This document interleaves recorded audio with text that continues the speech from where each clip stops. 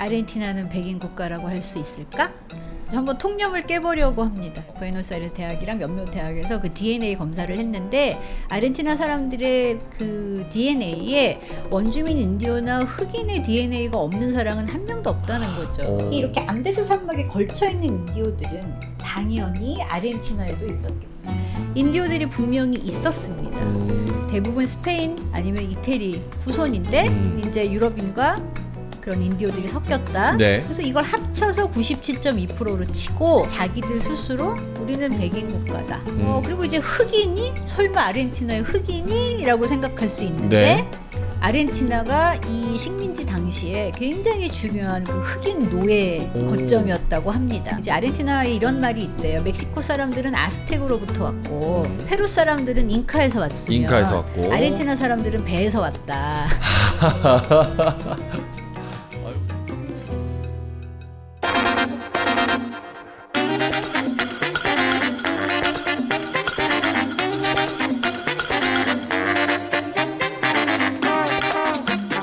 자, 중남미 탐구 생활 두 번째 편인데요. 역시나 아르헨티나 관련돼서 이야기를 해주실 겁니다.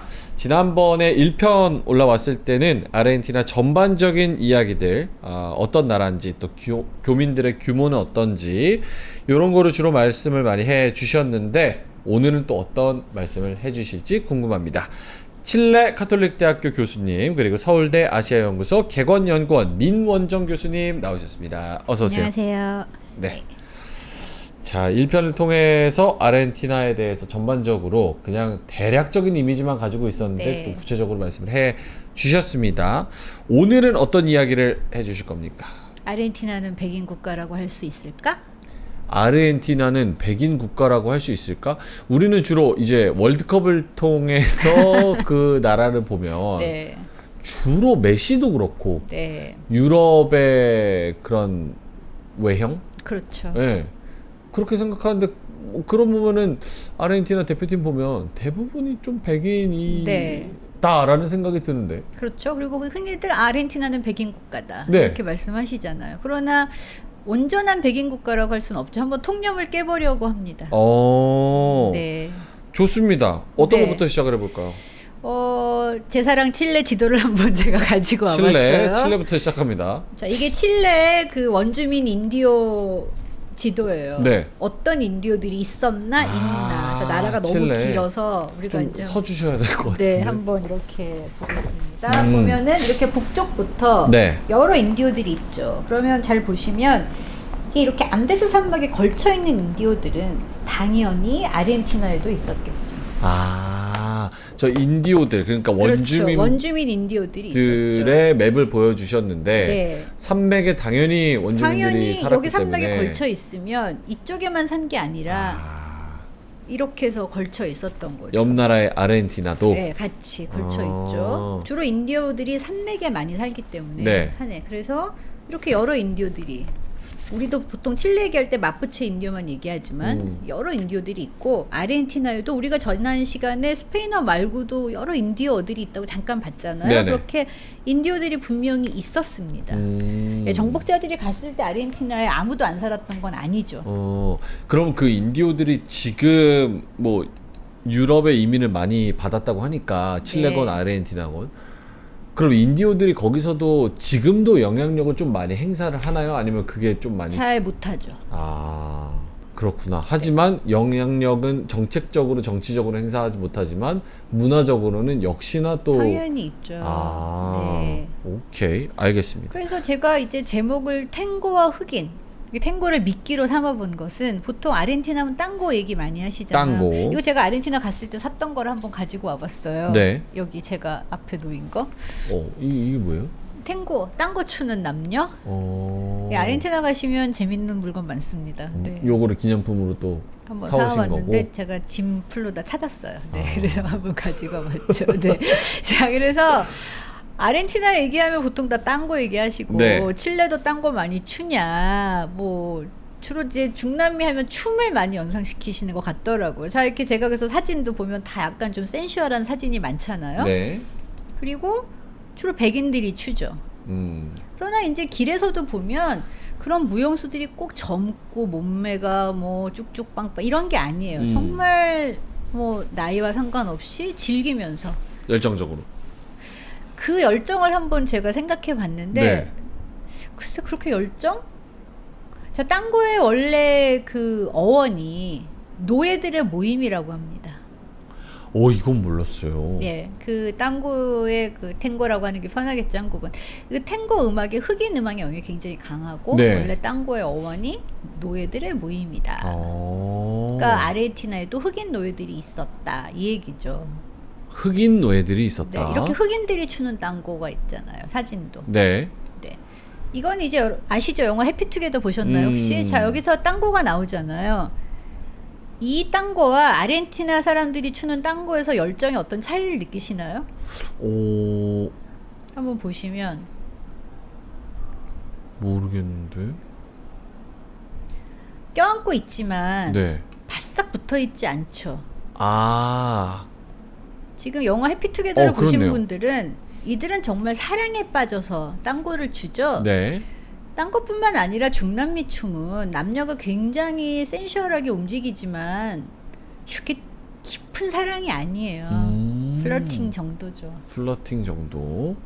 네, 여기는 정말 둘이 사랑에 빠져서 지금 춤을 추고 있는 게 느껴지죠, 아마도. 네, 그러나 이들은 정말 춤을 추는 거예요. 네, 남녀간의 무언가를 위해서가 아니라 정말 춤을 추는 거죠. 춤을 추는 거다. 네. 너무 이렇게 우리가 일반적으로 생각하는 그런 게 아니죠. 이런 물론 뭐 이런 다리 모양이나 제가 일부러 이 사진을 골랐는데 한국은 자꾸 이런 생각을 하시고 아니 뭐 살사나 뭐 꼼비아나 메렝게 봐도 다 너무 뭐 이렇게 골반을 많이 흔들고 남녀가 너무 바싹 붙어서 하지만 바싹부터 허리도 잡잖아요. 춤을 추기 위한 필요한 동작일 뿐이에요. 아, 춤을 추기 위해. 근데 아까 땅고가 Gathering of Slaves라고 하는 건 원래 흑인분들이 저쪽 나라에 가서 네. 모여서 우리가 문화로 뭔가 하나의 액티비티를 해보자 네. 라고 해서 만들어진 게 탱고다. 너무나 자연스럽게 어떤 모임을 만들기보다 저도 뭐 케이팝은 흑인 음악이다라는 책을 번역은 했지만 네.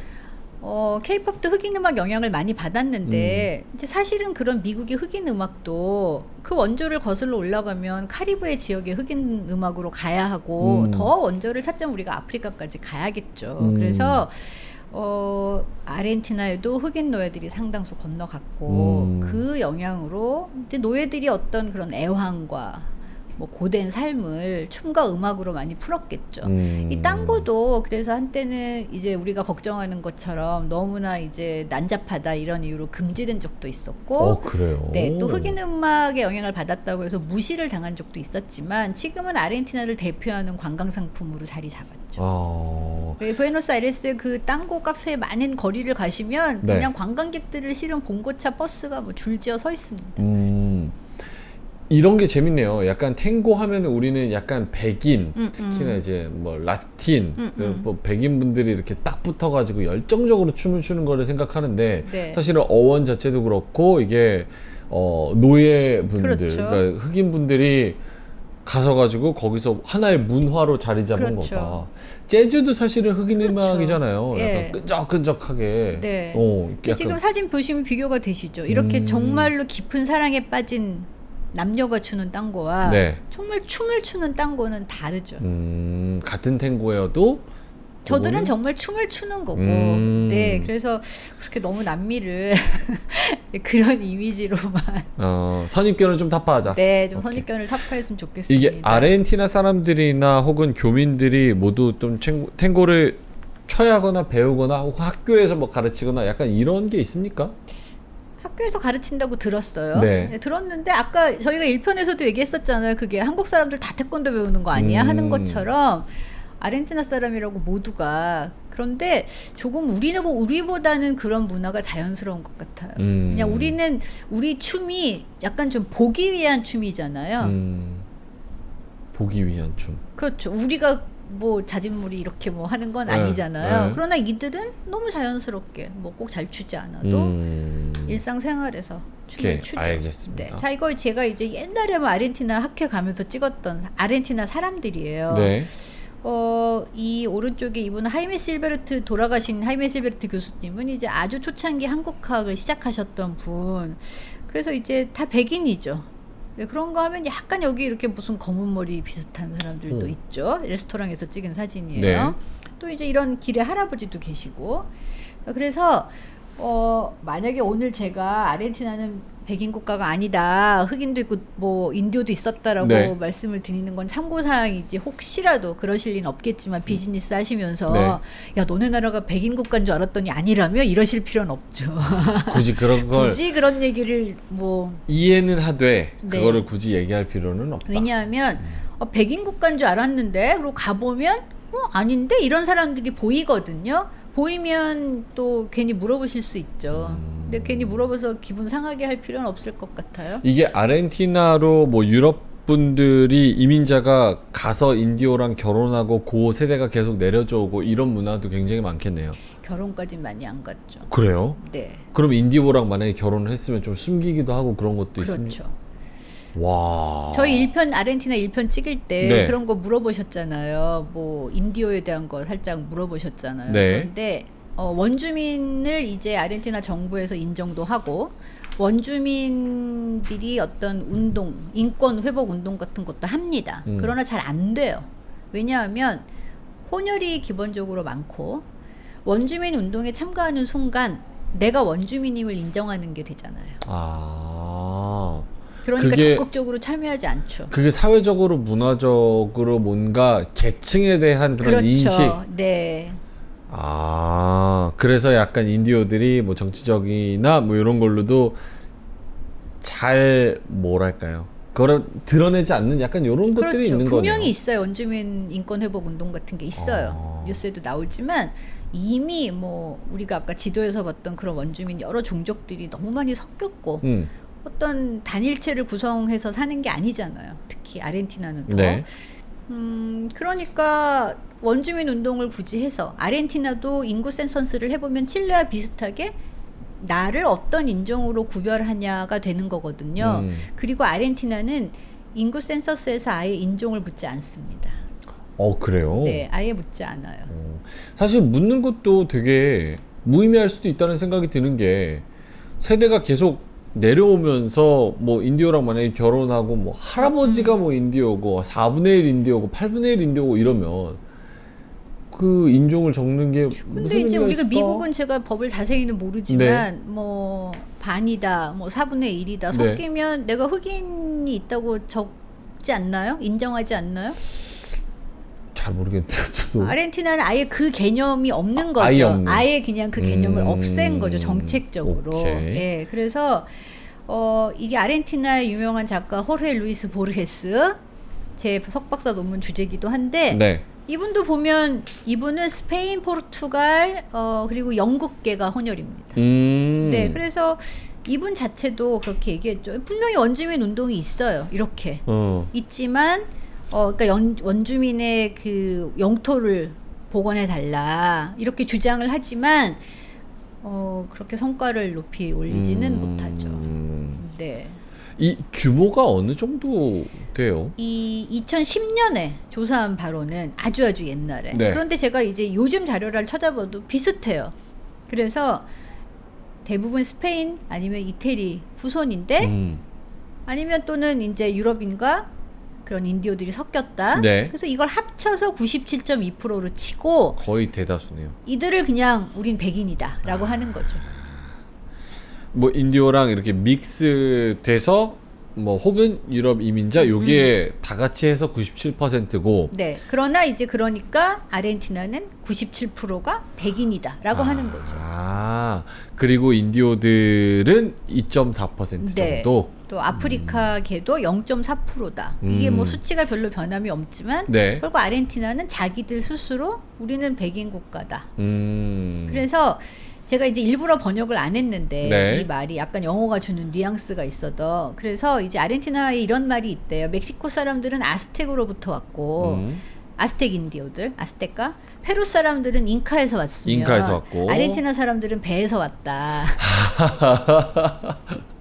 아이고 재밌네요. 네, 제가 일부러 번역을 안 해. 이걸 한국어로 번역하니까 좀 그 느낌이 잘 안 와서. 예, 아르헨티나는 이민으로 일부러 유럽 이민을 많이 받아들여서 네네. 그래서 이제 아르헨티나 사람들은 배에서 왔다 이런 말이 진짜 있다. 그렇네요. 정말 그렇죠. 네. 바로 옆에 있는데 우리가 멕시코 생각하면 아즈텍 떠올리기도 그렇죠. 하고 페루 생각하면 잉카 떠올리고 아르헨티나는 배에서 왔다. 아. 왜냐면 칠레는 아르헨티나 얘기할 때 이렇게 딱히 떠오르는 인디오가 없잖아요. 그래도 칠레는 뭐 마푸체 인디오가 있는데 아르헨티나는 그나마도 없고 조금 아르헨티나를 아시면 아르헨티나 원주민 인디오나 흑인은 거의 연관을 못 지으시고 너무 쉽게 아르헨티나는 백인 국가다라고 말하기 쉽잖아요.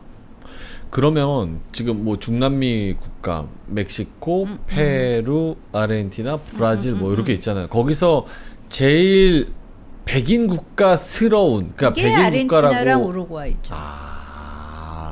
그게 아르헨티나랑 네. 우루과이. 네. 하지만 사실 인디오의 영향이 문화적으로 사회적으로는 또 그럼요. 있는 그런 네. 상황이고. 그리고 이제 유전자 조사 결과도 있어요. 예, 부에노스아이레스 대학이랑 몇몇 대학에서 그 DNA 검사를 했는데 아르헨티나 사람들의 그 DNA에 원주민 인디오나 흑인의 DNA가 없는 사람은 한 명도 없다는 거죠. 다 역시나 이제 2세대, 3세대, 그럼요. 4세대 오면서 예. 그러나 이제 공식적으로 잘 말은 안 하죠. 그렇구나. 네. 밑에 것도 재밌네요. 네, 일부러 이것도 제가 번역을 안 했어요. 네. 아르헨티나 사람들은 스스로를 정의하기로 스페인어로 말하고 프랑스인처럼 생각하고 네.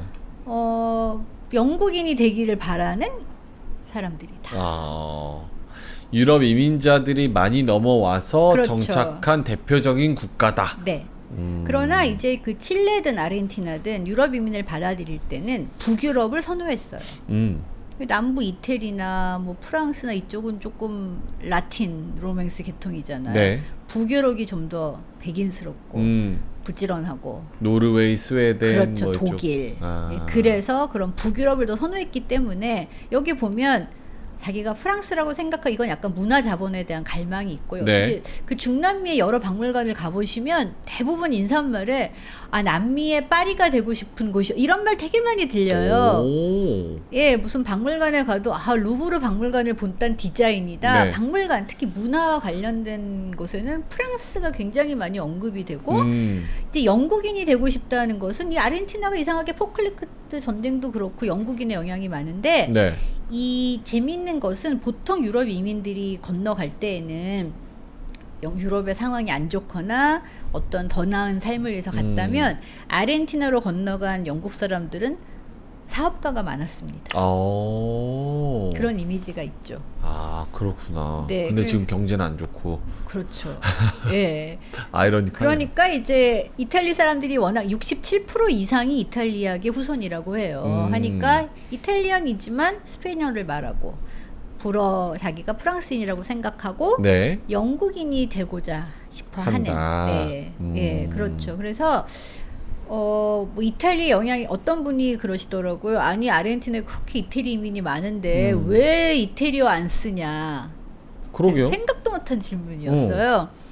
그런데 제가 자료를 찾아보니까 이제 그 엄마 찾아 산말리 그 옛날 만화의 네네. 내용이 뭐냐면 이제 우리가 조금 이따 보겠지만 이게 원주민 인디오와 아프리카 흑인 노예들을 의도적이든 의도적이지 않든 이렇게 점점 인구가 소멸되는 상황에서 노동력이 부족했고 그 당시에 노동력이 필요했고 그 당시에 이태리는 상황이 안 좋았고 특히 이태리 남부 그러니까 이게 잘 맞아서 이태리 사람들이 많이 건너갔죠. 그래서 이제 엄마 찾아 산말리까지 나올 정도가 된 거였고 제가 자료에 따르면 그 당시에 아르헨티나로 건너간 이태리 사람들이 그런 표준 이태리어보다 지역 이태리어를 많이 구사하는 사람들이었다고 해요. 사투리, 방언. 그렇죠. 예, 그렇기 때문에 이쪽에 건너가서 스페인어를 하는 게 너무 자연스러웠다. 사실 유럽에서는 스페인어 굉장히 많이 쓰고 그렇죠.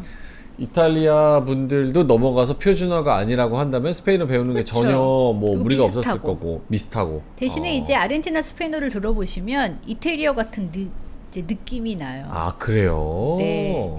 아까 제가 이제 그 개괄을 할 때 한 가지 빠뜨린 게 아르헨티나 사람들이 자주 하는 말이 있어요. 우리는 달라. Somos diferentes. 제가 이제 정확히 흉내는 못 내지만 약간 억양이. 우리는 다르다. Somos diferentes. 거기 자부심이 녹아 있는 겁니까? 자부심이 녹아 있고 약간 억양도 이태리어 하듯이 하고 이제 동사 활용도 좀 다르고 약간 뭐 지역별로 차이가 있긴 하지만 ¿Dónde estás? 뭐 약간 이렇게 이태리어 같은 억양이 느껴져요. 스페인어를 쓰는데 톤이나 억양 같은 거는 또 이태리스러운. 예, 어휘도 이태리어가 많고 그래서 이제 음식에 미친 영향도 많고 이태리 영향이 뭐 여기저기 보입니다. 그러면 아까 저 아메린디안 그러니까 인디오 분들은 원주민 언어를 쓰세요? 아니면은 전반적으로 다 스페인어를 쓰시는 거예요? 두 개를 쓰겠죠. 그런데 원주민 인디오들이 대부분 보면 글자가 없어요. 아, 그래요? 네, 우리 한글의 중요성을 이게 글자가 있을 때 없을 때가 그 자기들의 문화를 보존하는 데 영향을 많이 미치는 것 같아요. 그게 좀 취약하겠네요. 그렇죠. 예, 문자라는 취약하고 게 없는 이미 게. 이제 많이 혼혈이 됐고 해서 원주민 인디오들도 있었다. 이렇게 있었어요. 네. 있었고 지금도 있지만 그렇게 뭐 눈에 드러나지 않고 그러나 이제 아르헨티나 지도에서 보면 뭐 북부 지방이나 이쪽 안데스 산맥에 가까울수록 인디오가 더 많겠죠. 네. 예, 북쪽에 페루, 볼리비아랑 가까운 쪽, 또 이 안데스 산맥과 가까운 쪽이 인디오가 많겠죠. 자, 이게 그리고 이제 흑인이 설마 아르헨티나의 흑인이라고 생각할 수 있는데 네. 아르헨티나가 이 식민지 당시에 굉장히 중요한 그 흑인 노예 거점이었다고 합니다. 자, 그러면 주로 이제 대서양을 건너가잖아요. 그렇죠. 그러니까 아프리카 중부와 북부 요 지역에서 많이 갔다고 합니다. 그렇군요. 실제로 진짜 지리를 보니까 이해가 되네요. 그렇죠. 아프리카에서 그러니까 이렇게 칠레로 넘어온 게. 가기는 힘들죠. 칠레는 위에서 내려와야 되고 그렇네요. 그러나 오히려 이게 더 쉽죠. 그 당시에 배로. 그래서 노예 무역상들이 있었고 여기도 보면 1650년, 1860년 사이에 10에서 그러니까 뭐야 1500만. 1500만. 네, 이렇게 많은 인디오들이 이제 갔다. 넘어갔다.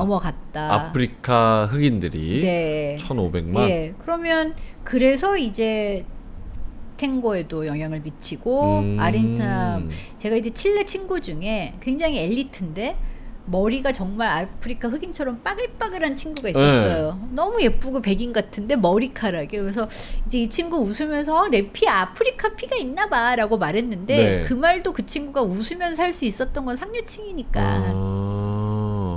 그래서 네. 흑인들도 노예 때문에 노예제도 때문에 그렇죠. 굉장히 많이 아프리카에서 네, 지금도 넘어왔다. 이제 아르헨티나 사람 중에 흑인 보입니다. 가끔 많지는 않지만 보이고 예 그렇게 많아요. 이게 흑인들이 저렇게 있으니까 독립전쟁 때 싸웠던 영웅들 중에서도 예 있어요. 흑인들이 있다. 네, 그래서 이제 16세기, 19세기 사이에 아까 여기서는 약 한 1,500만 그랬는데 다른 자료에서는 20만 명 이상이 유입됐다라고도 해요. 그래서 이제 아르헨티나도 가고 일부는 우루과이로도 갔다. 그래서 이게 1778년에 스페인 식민지 당시에 흑인 인구를 조사하니까 네. 뭐 거의 뭐 지역별 차이는 있지만 50% 가까이가 흑인이었다. 1700년대 후반엔. 그렇죠. 네, 그 당시에는 그랬다 이거죠. 자, 그리고 이제 독립전쟁이 일어납니다. 독립전쟁이 일어나면서 흑인들을 전쟁에 투입하죠.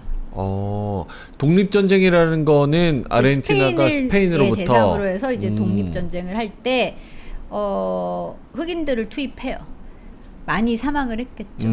그리고 이제 노예 사업도 1813년에 끝나고 네. 53년에 노예제도도 폐지되지만 네. 그럼에도 불구하고 1912년까지 이제 흑인들은 참정권도 없고 교육도 제한을 받고 그 의료에서도 제한을 받고 혹시 네. 영화 미국 영화 그린카드 보셨어요? 그린북. 네, 그린북. 그린북. 예, 그린북에 보시면 알죠. 그러니까 비슷한 상황이 아르헨티나에도 있었던 거죠. 흑인들에게는 많은 제약을 주는 거죠. 그러면 흑인들을 뭐 대놓고 뭐 마사크레를 뭐 학살을 한다거나 이런 게 아니라 이미 전쟁에서 많이 사망을 했고 네.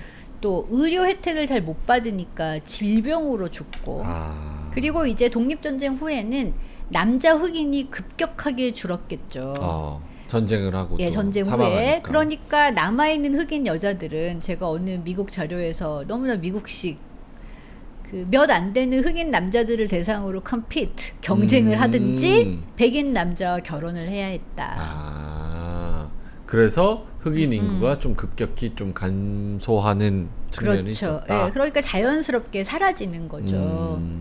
예, 자연스럽게 사라지면서 19세기 말부터 20세기 초 사이에 이제 흑인 인구가 급격히 감소하죠. 그러니까 우리가 아르헨티나는 백인 국가의 이런 이미지를 가지고 가시면 네.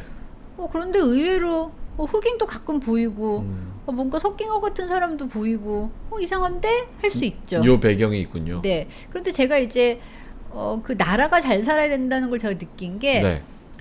우리가 그 지난 편에 얘기할 때 에스아르헨티노 걔 아르헨티나 사람이야 얘기했었잖아요. 이제 그 당시에 지금 라탐이 됐지만 칠레 항공이 란칠레이던 시절에 네. 이게 이제 미국에서 오는 비행기가 LA에서 페루 리마에서 산티아고 부에노스아이레스 뭐 이제 이런 식으로 가요. 그러니까 다시 역으로 부에노스아이레스에서 와서 산티아고 리마에서 미국 이렇게 가는 노선이 지금도 있을 거예요. 네. 지금 이제 산티아고에서 바로 가는데 근데 칠레에서 비행기를 탔는데 아르헨티나 애들이 축 들어오면 와, 막 이런 느낌이 있었어요. 옛날에. 근데 점점점 애들이 약간 좀 뭐라 그래야 되지? 네, 이게 비하하는 게 아니라 그 느낌이 있어요. 느낌이 뭔가 있다. 사람들의 표정도 어두워지고 그런 게 있었어요. 그래서 이제 흑인 인구가 급격히 감소를 했다. 이게 이제 이 마리아 레메디오스 델 바예가 이제 그 독립 전쟁의 영웅이다. 영웅으로. 또 이제 하신토 벤투라 데 몰리나도 독립전쟁 영웅이다. 그러나 이들이 결국 죽음을 맞이할 때는 마리아 레메디오스 델 바예는 그 전쟁에서 남편도 잃고 아들도 잃었고 나중에 빈곤 때문에 사망했어요. 그러니까 독립전쟁의 영웅으로 대접받고 산 게 아니죠. 어떻게 그랬을까? 네, 그러나 이제 요즘에는 이제 아르헨티나 이제 정부 웹페이지에 들어가면 이제 흑인 문화를 인정하고 뭐 독립 영웅으로 인정하는 게 있기는 하지만 그러나 결국은 그 시대에는 제대로 대접받고 살지는 못했다 이거죠. 뭔가 희생양이 된 듯한 그런 거죠. 멕시코랑 페루랑 뭐 브라질이나 아니면 아르헨티나, 칠레 이 중에서 흑인 비중이 그래도 가장 많은 게 아르헨티나입니까? 그럴 것 같은데. 흑인은 보통 우리가 브라질을 많이 생각하죠. 그래요. 네, 흑인은 브라질 노예가 아까 우리 지도에서 본 것처럼 이제 브라질도 가기가 쉽잖아요. 대서양을 건너서. 그러니까 브라질도 물론 백인 국가를 꿈꿨지만 너무나 많았기 때문에 또 전쟁이 없었고. 예. 그러나 이제 아르헨티나의 경우에는 그렇게 자연스럽게 정책적으로 흑인들의 인구를 감소시킬 수 있었죠. 오케이. 네, 그랬다고 합니다. 네, 이게 이제 유럽 사람들이 아르헨티나로 건너가는 배를 타고 그러니까 이제 같은 유럽이어도 이태리에서는 경제적인 어려움과 더 나은 삶을 꿈꿔서 갔다면 네. 영국 이민들은 투자의 개념으로 갔고 그러니까 같은 유럽 사람이어도 뭔가 이미지가 다르죠. 그러나 이제 아르헨티나 사람들은 대부분 우리는 이탈리아의 후손이다 뭐 이렇게 말을 많이 하죠. 그러면 요 혼혈 인구도 좀 궁금하기는 한데 네. 아르헨티나는 혼혈 인구에 대해서의 인식은 어때요? 혼혈이란 말 칠레랑 비슷하게 안 쓰죠. 그냥 그러면 우리는 백인이에요. 딱 봤을 때 아까 교수님이 말씀하신 그 친구분처럼 백인일 수도 있고 혹은 흑인의 그런 머리카락, 뭐 백인의 그렇죠. 눈동자 색깔 뭐 이럴 수도 있잖아요. 그런데 이제 칠레는 이렇게 섞인 티가 더 많이 나고 아르헨티나는 얼핏 보면 정말 다 백인 국가 같아요. 키도 더 크고 더 길쭉길쭉하고 얼핏 보면 백인 같은데 가끔 얘가 아르헨티나 사람 맞나? 이런 사람들이 있어요. 너무 이제 그런 백인 같다는 이미지가 선입견이 박혀 있으니까 머리도 까맣고 키도 작고 이런 사람들이 분명히 있어요. 메시. 그렇죠. 네. 마라도나도 머리털 보면 까맣잖아요. 그렇네요. 분명히 있어요. 그리고 가면은 흑인도 분명히 있어요. 굉장히 복잡하네요. 그 중남미가 그렇죠. 네. 인디오의 흑인의 그래서 백인처럼 보일 수도 있지만 그 배경에는 흑인과 인디오들 이런 것들이 있다. DNA에 보면 다 어차피 흑인과 원주민의 피가 있다. 그래서 이제 당시에 이 1860년부터 1960년까지 네. 이 유럽 이민들이 누가 갔나? 이태리 사람들이 제일 많이 갔고. 제일 많이 갔네요. 이제 스페인 사람들은 뭐 정복 시기부터 해서 독립 이후에도 많이 갔고, 폴란드도 있고, 러시아도 있고, 독일도 있고, 유고슬라비아도 있고, 그러네요. 포르투갈, 프랑스, 오스트리아, 체코슬로바키아, 뭐 유럽 사람들이 여러 지역에서 많이 갔죠. 예. 그러나 이제 이태리 영향이 가장 강한 곳이 네. 아르헨티나. 음. 네. 이게 이제 그 이런 원주민의 얼굴들이 있다고 해요. 네. 지금은 국가적으로 뭐 문화자산처럼 기리고는 있지만 이제 그래서 그 당시에 백인들이 몰려왔을 때 네. 어떤 대학살, 어떤 분쟁이 있었다고 합니다. 네, 그래서 이게 이제 아세시노 딴딜 그래서 엄청난 갈등이 있었고 그 당시에 이제 보면은 이제 뭐 굳이 어떤 에스닉 그룹을 따져 보면은 네. 이제 북쪽 아르헨티나 북쪽은 아무래도 이 아메리 인디오 비율이 좀 더 이렇게 이만큼 있다. 또 이제 여기 중부 지역은 뭐 이 정도, 남쪽은 이 정도. 빨강색이 뭐예요? 다 이제 인디오 부족이긴 한데 네. 이렇게 여러 부족이 뭐 나눠져 있었다. 부족 중 또 하나예요. 그렇죠. 네. 그래서 이렇게 있었다 분명히. 예, 있었는데 또 이제 DNA 검사를 하면 네. 이제 이렇게 다 섞여 있다. 오케이. 네. 그래서 약간 아르헨티나는 뭐 흑인도 그렇고 인디오도 그렇고 배경적으로도 굉장히 백인을 많이 받았지만서도 또 거기 있던 사람들이랑 많이 섞여 있다. 의도적인 백인 국가죠. 의도적으로 백인 국가를 만드는 거죠. 그러니까 그 혼혈 정책이 굳이 흑인을 다 없애자라고 네. 하지 않아도 아까 말씀드린 것처럼 여성들의 탈출구는 백인과 결혼을 하는 것밖에 방법이 없었고 백인과 이제 흑인 남성의 수가 적기도 했지만 백인 남성과 결혼을 해야 신분 상승이 되고 그래야 그 당시에는 시민권을 가질 수 있었다고 합니다. 네. 그러니까 흑인들에게는 국적조차 주지 않았던 거죠. 하니까 여성들은 백인 남자랑 결혼을 해야만 했고 이제 긍정적인 면을 보면 그래서 더 문화가 풍성해졌겠죠. 제가 이 탱고에 미친 흑인 음악의 영향에 대해서도 한번 아르헨티나 학자한테 물어봤어요. 네. 그 역시 대답이 굉장히 두리뭉실해요. 이제 그 그분이 논문을 보내주셨는데 이러한 논의는 지속적으로 있어 왔다. 퀘스처너블하다. 그 다음에 그러나 무의식 속에 흑인 음악의 영향이 아주 없다고는 말하기 힘들다. 이제 이런 식으로. 역시 이제 그런 것들이 뭐 칼로 무자르듯이 확 탁 얘기할 할 수는 수가 없는 없죠. 거니까. 네. 예, 그래서 하고 이제 독립 이후에 아르헨티나는 네. 인구 조사 발표를 중단합니다. 그러니까 인구 중에 누가 메스티소고 누가 뭐 유러피언이고 누가 아메리 인디오고 그걸 이 구별하는 조사를 게- 또 아예 안 해요.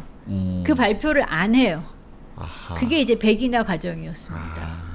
거의 뭐 다 섞여가지고 한 2세대, 뭐 3세대, 4세대 넘어오면 그래도 저거 이제 하는 것도- 누군가 원류를 찾을 수 있지만 아예 그것을 무시하고 가는 거죠. 정책적으로. 백인화 과정. 백인화 과정으로. 예, 오케이. 그리고 이제 이민도 유럽 이민을 정책적으로 칠레랑 비슷하죠. 정책적으로 받아들이고 또 이태리 이민은 이렇게 해서 흑인과 원주민 인디오가 줄어들었다는 얘기는 노동력이 감소했다는 거잖아요. 네. 그러니까 이제 이태리 사람들이 그 당시에 들어오고 그리고 이제 대신에 유럽 이민이 들어오면서 당시에는 그래도 좀 산업이 다변화됐다고 해요. 없던 산업도 생기고 했지만 뭐 그런 아르헨티나가 부국으로서의 명망을 유지한 게 그렇게 오래가지 못했잖아요. 하니까 굉장히 많이 좌절했겠죠. 그래서 오케이. 2008년의 연구 결과 인구의 약 9%가 흑인 혈통이다. 예, 이게 또 별로 변화가 없어요. 나중에 조사를 해도. 네. 근데 이제 인구의 90%는 자신을 백인으로 정의한다. 인구의 90%는 자신은 백인이다. 네. 이렇게 정의한다. 네. 칠레보다 훨씬 높죠. 그렇네요. 그러니까 칠레도 한 50% 이상이 자신을 백인으로 정의한다면 네. 그 안에는 분명히 혼혈이 많이 있는데 그러니까 백인의 피가 한 방울이라도 있으면 나는 백인이다라고 말하는데 아르헨티나는 조금 더 백인이라고 말하기가 수월하죠. 그냥 보면은 훨씬 키도 크고 백인 같아 보여요. 사회적으로도 약간 백인 우월주의에 대한 그런 사상들이 많이 녹아 있는 또 나라라고 봐야겠네요. 당연히 있겠죠. 그런데 전반적으로 백인처럼 보이니까 예, 칠레보다 더 전반적으로 백인처럼 보이고 정부도 이제 그런 식으로 한 거죠. 네. 네. 또 이제 아르헨티나에도 이런 인종 문제를 다룬 영화가 있는데 네. 생각보다 많지 않아요. 제가 내가 만났던 아르헨티나 친구나 동료들이 어땠나 네. 이제 이런 생각을 한번 해봤어요. 네. 백인에 대해서 자기의 인종을 근데 인종이란 얘기를 거의 우린 해본 적이 없죠. 인종이란 얘기를 해본 적이 없고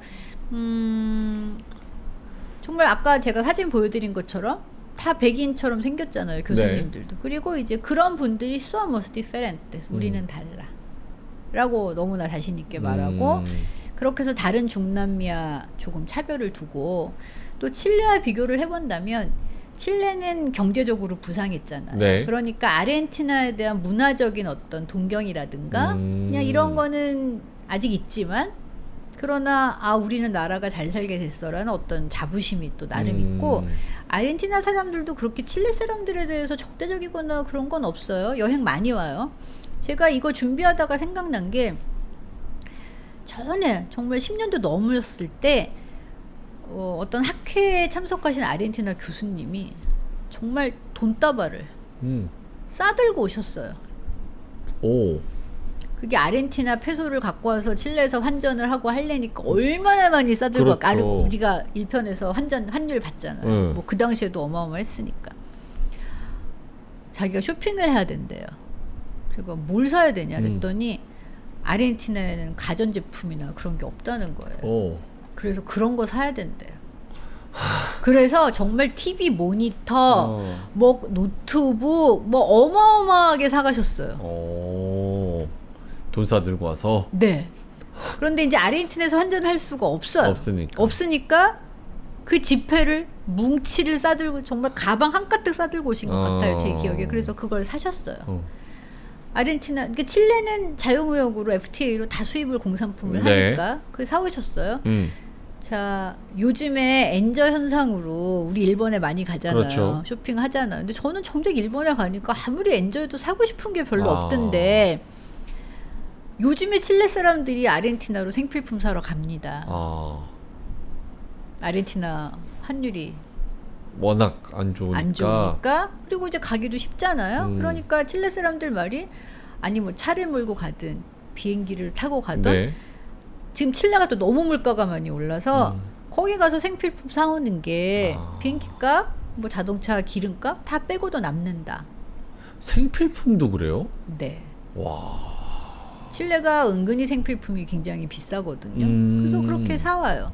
또 전에 제가 들은 얘기는 그 칠레는 한인들이 적기도 하거니와 그러니까 한국 식당도 뭐 요즘은 많이 늘었지만 별로 없잖아요. 근데 저도 아르헨티나나 브라질에 가보면 너무 다양하고 뭐 너무 맛있고 막 그렇거든요. 그래서 이제 아르헨티나 가시면 이제 거기 한인 슈퍼에서 뭘 많이 사오시나 봐요.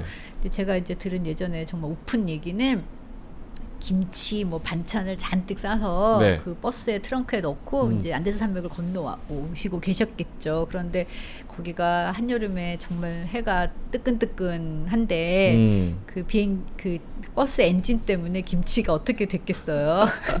네, 그래서 찐김치가 됐겠네요. 네, 찐김치. 그래서 이제 뭐 이제 국경을 이제 세관 검사를 하는데 뭐 폭발을 했다는 얘기도 제가 들었고. 이제 그만큼 뭔가 칠레는 없는 게 아르헨티나 있고 아르헨티나 없는 게 칠레 있고 그래서 쇼핑하러 많이 왔다 갔다 하고 주말이 되면 아르헨티나 돈 있는 사람들 다 칠레로 많이 와요. 그래요? 왜냐면 아르헨티나에서 해변을 가는 거는 쉽지 않잖아요. 그러니까 왜요? 부에노스아이레스도 라플라타 강이 있는 거지 그게 대서양을 바다를 면하고 있는 게 아니잖아요. 저기로 가야 되니까 가야 되죠. 한참. 그런데 이제 칠레는 칠레로 건너와서 비냐델마르 산티아고에서 뭐 1시간이나 2시간만 차를 몰고 가면 바로 해안이잖아요. 그래서 주말이면 이 칠레 해안에 아르헨티나 사람들이 넘쳐났었죠. 지금도 아마 뭐 비슷할 것 같은데. 그렇군요. 네. 그리고 이제 칠레 saram들은 아르헨티나에 쇼핑하러 가고 근데 뭐 고기를 먹으러 아르헨티나에 간다 이런 얘기 제가 잘 못 들었어요. 네. 옆에 붙어있는 국가인데 그래도 굉장히 친하게 잘 지내네요. 네, 둘은 괜찮아요. 서로가 서로를 돈과 문화를 존경하면서. 칠레는 위쪽 나라랑 또 싸웠다고 위쪽 그때 나라랑은 안 좋죠. 네, 그러면 페루, 볼리비아 이런 나라랑은 안 좋죠. 어떻게 또 저기 아르헨티나랑은 근데 칠레는 전반적으로 괜찮대. 좀 인심을 많이 못 얻었죠. 제가 아. 이제 아르헨티나 가면 아르헨티나 교수님이 저는 이제 제가 칠레에 있으면 외국인인 게 티가 나는데 다른 데 가면 칠레에서 왔냐고 다 물어요. 액센트에 칠레 액센트가 있으니까 No me hable como chilena. 나한테 칠레 사람처럼 말하지 말라고. 그거 어떻게 다른지 조금만 보여주실 수 있어요? 예를 들어서 아르헨티나랑 칠레랑 똑같은 말을 한다고 하면 톤이 살짝 아르헨티나 교수님은 저한테 No me hable como chilena 이런 식으로 말했다면 그게 무슨 뜻이에요? 나한테 칠레 사람처럼 말하지 마. 그게 아르헨티나 투. 톤이면은 칠레라면 오예 No me hable como chilena. 약간 좀 더 가볍다고 해야 되나? 좀 더 리듬감 있다고 해야 조금 더 유쾌하고 발랄한 느낌. 발랄한 그런 느낌이 이제 칠레 스페인어고 아르헨티나는 좀 약간 이런 식으로 가는 게 좀 더 아르헨티나죠. 네. 요거 궁금한데 아르헨티나가 국적법으로 좀 유명합니까? 그러니까 아르헨티나 헌법에 의해서 국적을 한번 취득하면 포기를 못 한다고? 네. 죽어도 포기를 못 한다? 너무 재밌지 않습니까? 이게 뭐예요? 그리고 제가 이제 아르헨티나 국적법을 자세히 찾아봤더니 저는 국적법에 별로 관심이 없었어요. 네. 이제 왜냐하면 칠레든 아르헨티나든 뭐 여권을 두세 개 가지고 다니는 사람이 너무 많아서 특히 칠레는. 제가 칠레 아는 제 영국인 친구는 원래 미국 사람이라 미국 여권이 있고 네. 또 영국에서 오래 일을 했기 때문에 영국 여권이 있고 뭐 프랑스도 여차저차해서 프랑스 여권도 있고 칠레 남자와 결혼했기 때문에 칠레 국적도 있어요. 근데 이제 아르헨티나는 한번 국적을 하면 포기를 못하게 한다 이런 게 있고 그리고 이제 속죄주의 아르헨티나에서 태어난 사람은 아르헨티나 국민으로 한다. 네. 근데 그 예외 조항이 이제 뭐 외교관의 자녀라든가. 그런데 아르헨티나는 외교관이든 주재원이든 이렇게 외부에서 공적인 업무를 위해서 아르헨티나로 온 사람들이 자녀를 낳을 경우에는 네. 절대 아르헨티나 국적을 주지 않는다. 절대가 붙는다면 칠레는 주지 않아요. 기본으로. 그러나 그들이 원한다면 칠레 준다. 국적을 신청할 수 있다. 이런 차이가 있고 아르헨티나는 글쎄 이민을 빠져나가지 못하게 하기 위한 거였는지 모르겠지만 네. 이 또한 아르헨티나 사람들한테 물어보면 명확한 대답을 해주지 않고 특이하네. 예. 국적도 제 맘대로 포기를 못 합니까? 그러게요. 와, 너무 무섭지 않나요? 재밌네요. 그런데 제가 이제 찾아보니까 그 유명한 옛날 배우 올리비아 하세가 네. 아르헨티나에서 태어났어요. 올리비아 하세가 아르헨티나에서 네, 태어났어요? 영국인 어머니와 오. 그런데 올리비아 하세가 제가 아르헨티나 국적은 아닌 것 같거든요. 네. 그런데 자료를 보니까 올리비아 하세의 부모님이 이혼하셨다고 하니까 아마 그래서 되지 예외 않았을까. 조항이. 예외 조항이 또 많다고 들었거든요. 그래서 올리비아 하세가 영국 아르헨티나에서 태어났군요. 네. 한번 취득하면 죽어도 포기할 수 없다. 네. 하지만 또 예외 조항은 있다. 네, 예외 조항이 또 재밌는 거죠. 예외 조항이 이제 어느 경우에 예외를 이제 그렇죠. 해주겠죠. 네, 네.